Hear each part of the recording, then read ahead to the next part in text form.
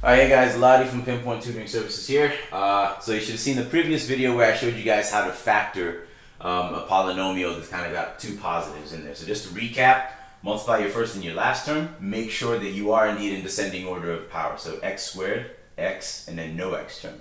Make sure that these aren't switched before you put these together and start your step of factoring. So you get positive 30x squared, and then you find two numbers that multiply to give you 30x squared, but add together to give you 11x.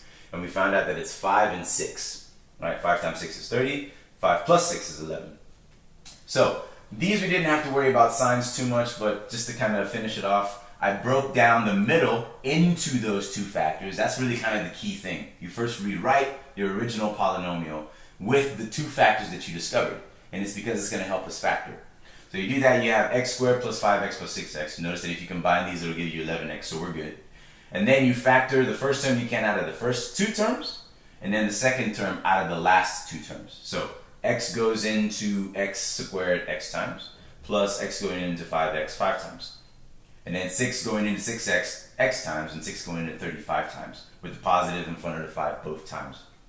Now if you did it right, these two terms here should be the exact same, and that's how we know that we're good. And then you just lump them in together and call them one item.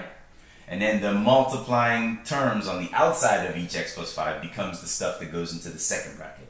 So x and plus 6 combined together, and this is our final answer. If you were to FOIL this out, you would get x squared plus 11x plus 30. But now what if the signs are slightly different? One positive, one negative, and some of y'all may have encountered some difficulty with this, but that's what this example is about. This is example A, we'll say, this is example B, and example C will be in the next video. So, same first step, multiply the first two terms together. We get negative 30x squared in this case. Right? You got to make sure that you multiply the signs that are in front of both the first term all together and the second term.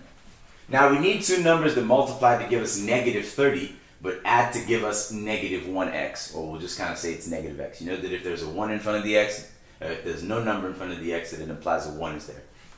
So these two will break into 6x and 5x again, because those are really the only two viable numbers that will give us 30. We can't use 3 and 10. We don't have that number in front of 7 in front of x that'll help us out with that.